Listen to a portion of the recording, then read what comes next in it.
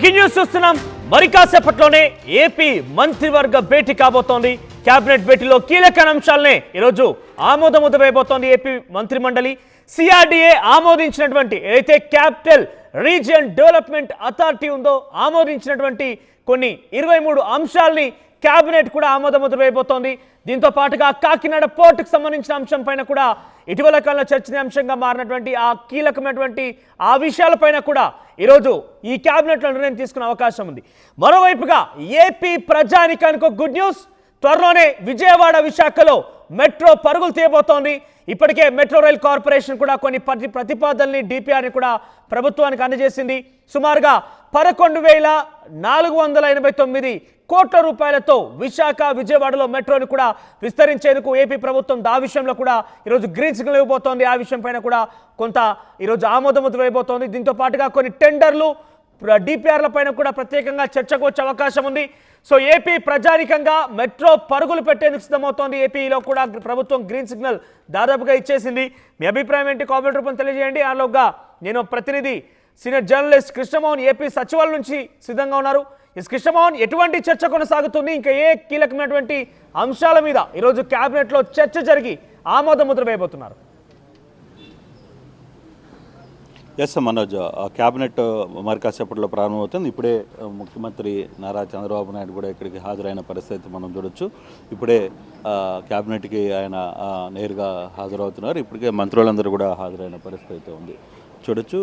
Convoy పూర్తిగా కూడా CM convoy ఇప్పుడే బ్లాక్ 1కి చేరుకున్న పరిస్థితి. ముఖ్యమంత్రితో పాటు మంత్రి నారాయణ కూడా ఇదే క్యాన్వాయ్లో ఉన్నారు. మిగతా మంత్రులందరూ కూడా ఇప్పటికే హాజరైన పరిస్థితి ఉంది. దీంట్లో ఇప్పుడు ప్రధానంగా చూసుకుంటే చాలా కీలకమైన అంశాలు, మొత్తం 10 అజెండాలు సంబంధించిన ఈరోజు క్యాబినెట్లో పూర్తిగా కూడా ఓకే చేసే పరిస్థితి కనపడుతుంది. దీంట్లో ప్రధానంగా IT and global capacity centre పాలసీకి సంబంధించి 4.0కి సంబంధించి దీంట్లో విశాఖపట్నం కేంద్రంగా జరగాల్సిన పరిస్థితులు ఏమున్నాయి, అలాగే హైదరాబాద్లో నిన్న మొన్నటి దాకా వ్యవహరించిన వ్యవహారంలో దీన్ని సీరియస్గా తీసుకోబోతున్నారు.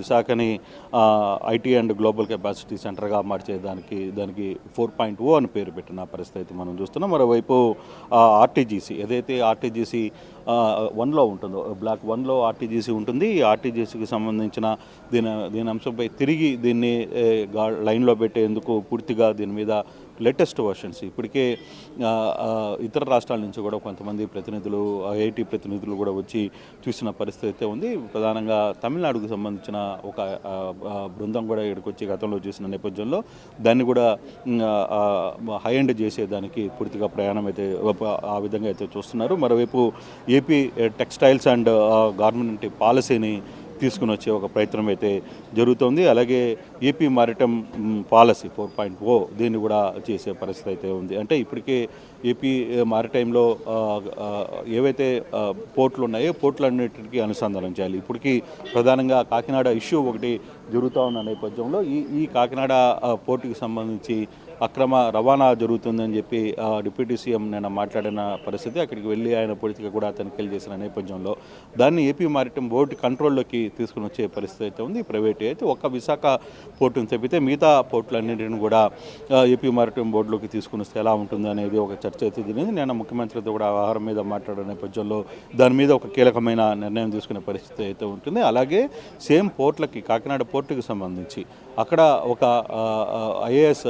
ఐపీఎస్ అధికారిని డెఫినెట్గా అక్కడ కేవలం పోర్టు సెక్యూరిటీకి సంబంధించి ఒక అధికారిని నియమిస్తే అక్కడ కొంత కంట్రోల్ చేయొచ్చు, ఆ విభాగం కింద కొంత కంట్రోల్ చేయొచ్చు అనేది పవన్ కళ్యాణ్ మాట్లాడిన నేపథ్యంలో దాన్ని కూడా ఓకే చేసే పరిస్థితి అయితే కనబడుతుంది. ఇక ఏపీ టూరిజం పాలసీలో కూడా ఒక 4-5 ఇంపార్టెంట్ ఇష్యూస్ ఉన్నాయి. వాటికి సంబంధించి కూడా ఒక అజెండాని ఈరోజు ఓకే చేసే పరిస్థితి ఉంది. అలాగే స్పోర్ట్స్ పాలసీకి సంబంధించి కూడా ఈరోజు ప్రధానంగా వచ్చే పరిస్థితి. స్పోర్ట్స్ పాలసీకి సంబంధించి కూడా దాదాపుగా దాంట్లో 4-5 అంశాలు పెట్టుకొని ఉన్నారు. అలాగే సిఆర్డీఏకి సంబంధించి ప్రధానంగా సిఆర్డీఏకి సంబంధించి దాదాపుగా 14,000 కోట్ల రూపాయలకు సంబంధించిన నిధులు ఇక అమరావతి పునర్నిర్మాణాని కోసం ఏర్పాటు చేశారు. దీంట్లో సిఆర్డీఏకి సంబంధించి దాదాపుగా 23 పాలసీలు ఈరోజు అందుబాటులోకి వచ్చే పరిస్థితి. ఆ అజెండాలో పెద్దగా అజెండాలో బహుశా ఈరోజు సిఆర్డీఏ అదే ఎక్కువసేపు క్యాబినెట్లో జరిగే పరిస్థితి అయితే చాలా స్పష్టంగా కనపడుతుంది. ఈ అంశాలకు సంబంధించిన వ్యవహారంలో ఇప్పుడు ఇప్పుడు సిఆర్డీఏకి సంబంధించిన వ్యవహారంలో ప్రధానంగా రైల్వే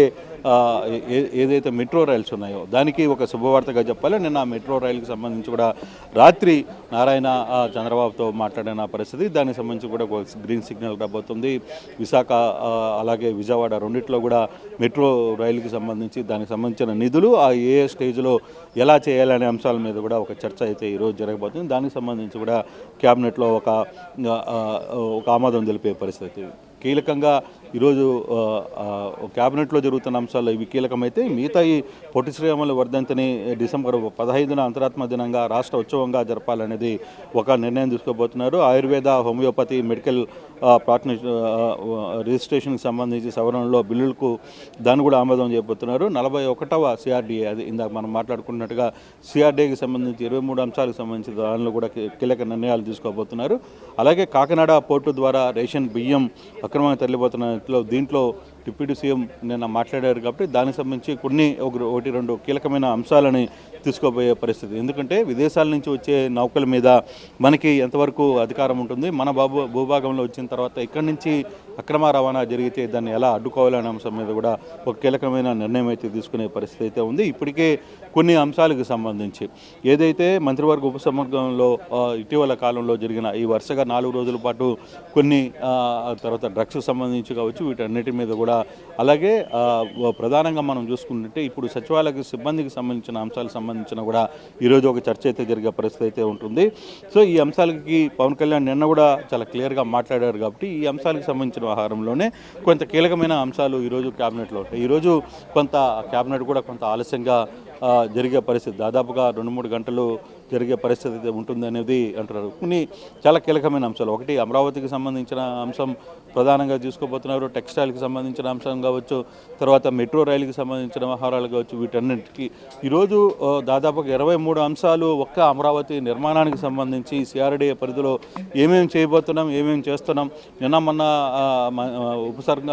వర్గ మీటింగ్లు జరిగే మంత్రులతో వీటన్నిటికి సంబంధించి ఏ ఆప్షన్స్ తీసుకోబోతున్నారు, వీటన్నిటికి సంబంధించిన వ్యవహారాన్ని పూర్తిగా కూడా ఈరోజు క్యాబినెట్ మీద కొంత చర్చ జరిగే పరిస్థితి అయితే కనబడుతోంది. చూడాలి ఈ మధ్యాహ్నం తర్వాత దీనికి సంబంధించి ఏ కీలకమైన అంశాలు తెర మీదకి రాబోతున్నారు, ప్రభుత్వం ఏ విధంగా ముందుకు పోబోతుంది అనే అంశాల మీద ఒక కీలకమైన నిర్ణయం అయితే తీసుకోబోతున్నారు. ఈ రోజు కృష్ణమోహన్ ఇక్కడ అభివృద్ధి పథకాలకు సంబంధించిన విషయాల్లో కొత్తగా తీసుకున్న నిర్ణయాలు వాటికి ఆమోద ముద్ర అనేది పక్కన పెడితే ఇటీవల కాలంలో కూటమిలో కూడా కొన్ని చీలికలు ఏర్పడుతున్నాయి. మంత్రి వర్సెస్ ఎమ్మెల్యేగా కొన్ని నియోజకవర్గాల్లో మంత్రుల్లో కూడా అట సఖ్యత లేదనే విషయం మనం చూస్తున్నాం. పుంగూరు నారాయణ, నెల్లూరుకు సంబంధించిన ఇన్సిడెంట్స్ కానీ ఇలాంటి కొన్ని ఇన్సిడెంట్స్ వస్తూ ఉన్నాయి.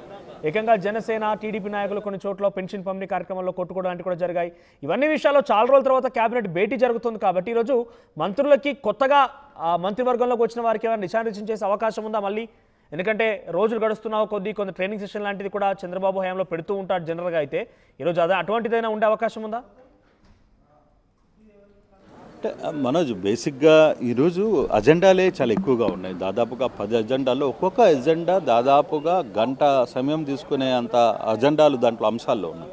సో అటువంటి పరిస్థితుల్లో ఈరోజు పొలిటికల్ అంశం పెద్దగా రాకపోవచ్చు. బేసిక్గా క్యాబినెట్లో కూడా ఇప్పుడు పొలిటికల్ అంశాల గురించి పెద్దగా చర్చించారు. క్యాబినెట్ అయిన తర్వాత ఉన్న మంత్రులు, అందుబాటులో ఉన్న మంత్రులకి దిశానిర్దేశం చేయడం, లేదు అక్కడ ఉన్న వ్యవహారాలని ఆయన సూటిగా మాట్లాడడం వంటివే జరుగుతాయి. కానీ బహుశా ఈరోజు అంటే మనం మీరు చెప్పింది కరెక్ట్. ఇటీవల కాలంలో వరుసగా మంత్రుల మధ్య, ఎమ్మెల్యేల మధ్య వ్యవహార శైలి కావచ్చు, తర్వాత స్థానికంగా ఉన్న జనసేన, బీజేపీ, తెలుగుదేశం వీళ్ళ మధ్య కొంత లుకలుకలు కావచ్చు, ఎన్ని అంశాలు కూడా కొంత చర్చ అయితే జరుగుతోంది. కొంత ఇష్యూస్ కూడా బయటకు వస్తున్నాయి. అయినప్పటికీ కూడా ఇప్పుడు ఈరోజు జరుగుతున్న వ్యవహారంలో అంత పరిస్థితి ఉండదు అని అనిపిస్తుంది. కారణం ఏంటంటే ఈరోజు అజెండానే చాలా ఎక్కువ అజెండా ఉంది, పెద్ద స్థాయిలో అజెండా జరిగిపోతుంది. అటువంటి పరిస్థితుల్లో పొలిటికల్ అంశాలు ఈరోజు రాకపోవచ్చు అనేది కొంత చర్చ అవుతుంది. బేసిక్గా ఈరోజు ప్రతి అంశానికి సంబంధించి దాదాపుగా ఒక్కొక్క అజెండాలోనే 10 నుంచి 20 అంశాల దాకా, ఇప్పుడు సిఆర్డీఏ చూసుకుంటే దాదాపుగా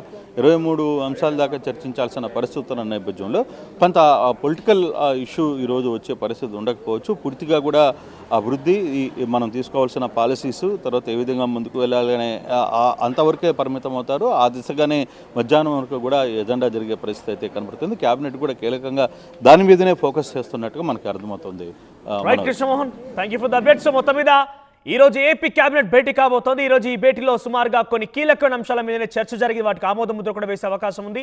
దాంట్లో చాలా కీలకమైనది సిఆర్డీఏ ఆమోదించినటువంటి 23 అంశాలపైన రోజు కేబినెట్ చర్చించి ఆ విషయాల మీదే ప్రధానంగా రోజు డిస్కషన్ కూడా జరిగే అవకాశం ఉంది. దానికి ఆమోద ముద్ర వేయబోతున్నారు.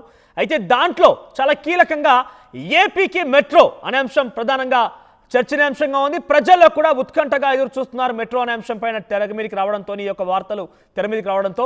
సో అటు వైజాగ్తో పాటుగా విజయవాడలో కూడా 2 చోట్ల మెట్రో సేవల్ని ముందుకు తీసుకెళ్లేందుకు, మెట్రోని పరుగులు పెట్టించేందుకు ఏపీ ప్రభుత్వం చాలా ప్రతిష్టాత్మకంగా తీసుకుంది. దానికోసం 11,489 కోట్ల రూపాయలను కూడా సుమారుగా ఇప్పటికే ప్రతిపాదించింది కూడా. దానికి డిపిఆర్ కూడా రూపొందించారు మెట్రో రైల్వే కార్పొరేషన్. సో అది కూడా పంపించింది కాబట్టి దాని మీద కూడా నిర్ణయం తీసుకునే అవకాశం ఉంది. ఆ తర్వాత పోర్టుల అనుసంధానం పైన కూడా నిర్ణయం తీసుకోబోతున్నారు. విశాఖని ఐటీ మరియు గ్లోబల్ హబ్గా నిర్వహించాలని ఒక లక్ష్యంతో ముందుకు వెళ్తున్నారు. పలు కీలకమైన టెండర్లు, డిపిఆర్ల పైన చర్చతో పాటుగా ప్రాజెక్టులపై ఒక నిర్ణయానికి వచ్చే అవకాశం ఉంది. కాకినాడ పోర్టుకి సంబంధించిన కాలంలో చర్చనీయాంశం అవుతున్న విషయం పైన కూడా ఈరోజు చర్చించబోతున్నారు. ఇక కేంద్రం నుంచి రాష్ట్రానికి రావాల్సిన నిధులపైన కూడా ఈరోజు చర్చ జరిగే అవకాశం ఉంది. ఇక సోషల్ మీడియా వేధింపులపై కేసులు, భవిష్యత్ కార్యాచరణపై చర్చ ఉండబోతోంది. అయితే ముఖ్యంగా మెట్రో సేవలు ఏపీకి రాబోతున్నాయి. సో ఇది ఒక గుడ్ న్యూస్గా చెప్పొచ్చు ఏపీ ప్రజానికానికి. సో ఇంకా రాష్ట్ర ప్రభుత్వం ఏ విషయాలపైన ఇంకా లోతుగా పరిశీలించి ఇంకా ఈ విషయాలపై నిర్ణయం తీసుకుంటే బాగుంటుంది. అక్కడ ఉద్యోగ ఉపాధి అవకాశాలని మెరుగుపరచడంలో ఏపీ ప్రభుత్వం ఎటువంటి నిర్ణయాలు తీసుకోవాలని మీరు అనుకుంటున్నారు? ఇంకా రాష్ట్ర ప్రభుత్వానికి ఎటువంటి సూచనలు, సలహాలు ఇవ్వాలనుకుంటున్నారు? మీ అభిప్రాయాన్ని, మీ సూచనలు, మీ సలహాలని కింద కామెంట్ రూపంలో మీ యొక్క అభిప్రాయం తెలియజేసే ప్రయత్నం చేయండి. నమస్కారం. రామయ్య, ఈరోజు నా బర్త్డే.